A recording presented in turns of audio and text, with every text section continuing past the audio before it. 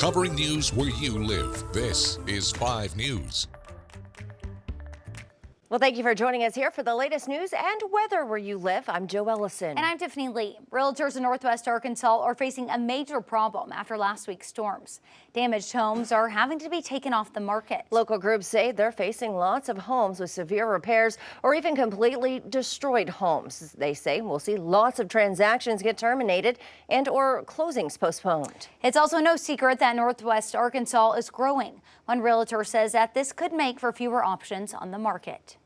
We're going to look real close at how that affects our inventory in the next few weeks about houses for sale and what's going to have to come off the market for a few months or maybe a year. We don't really know what the time frame is to get all this stuff fixed. Realtors say that if you do have a damaged home on the market, contact your insurance company for the best course of action and get advice from those in similar situations. Meanwhile, the Benton County Relief Fund has finally launched and will be offering short-term assistance to households and nonprofit organizations.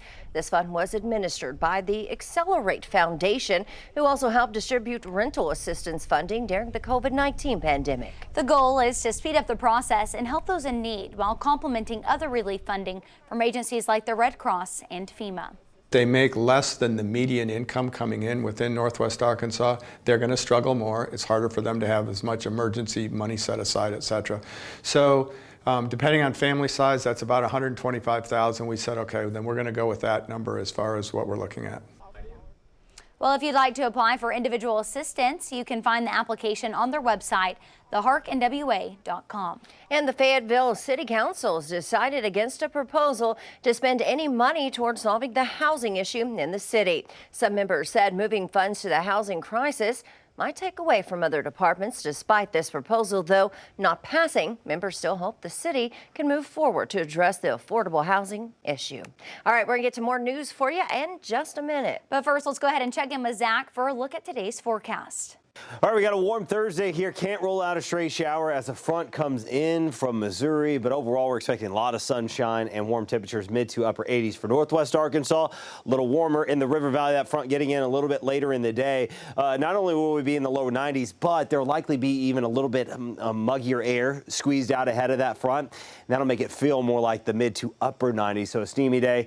It will hold on to that minimal rain chance. Can't roll out a stray shower, especially into eastern Oklahoma as we go overnight into Friday. Our next best chance of rain coming as we go Friday night into Saturday morning. All right, thanks, Zach. Well, Walmart celebrating the 54th annual shareholders meeting this week. The retail giant held a virtual business meeting to go over proposals from both the company and its shareholders. 5 News reporter Kayla Davis listened in on the call and breaks it all down for us. Every year, the Walmart Board of Directors and shareholders gather to vote on proposals for the following fiscal year. For the 54th shareholders meeting, there were 3 company-led proposals and 8 shareholder-led proposals. The company proposals involved board of director elections, compensation increases for executive officers, and improving accounting firm Ernst & Young to handle Walmart's independent accounts. The second proposal is a non-binding advisory vote to approve the compensation of Walmart's named executive officers. The vote on this proposal is advisory, but the board will consider the results in evaluating our executive compensation program. The 7 shareholder-led proposals involved concerns including supply chain transitions, a racial equity audit, human rights assessments, compensation, workplace safety, religious inclusion, and more. Contrary to the company's position on hot-button cultural issues. Another step in the right direction would be to offer to Christians the same right to a work-based affinity group offered to other groups such as LGBTQ and others.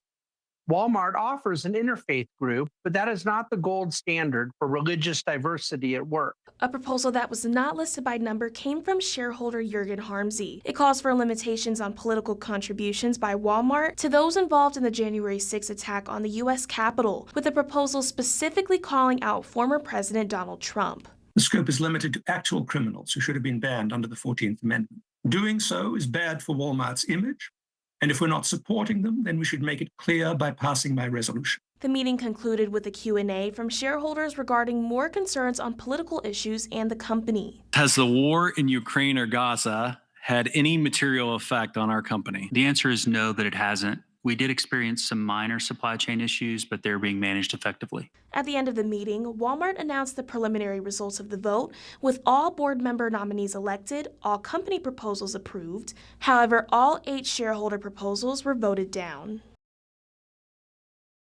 Well, on Friday, Walmart will hold its associate celebration at Bud Walton Arena. Anyone there is welcome to watch the live stream of that event. Thank you so much for joining us here today. I'm Tiffany Lee. And I'm Joe Ellison. Have a great day.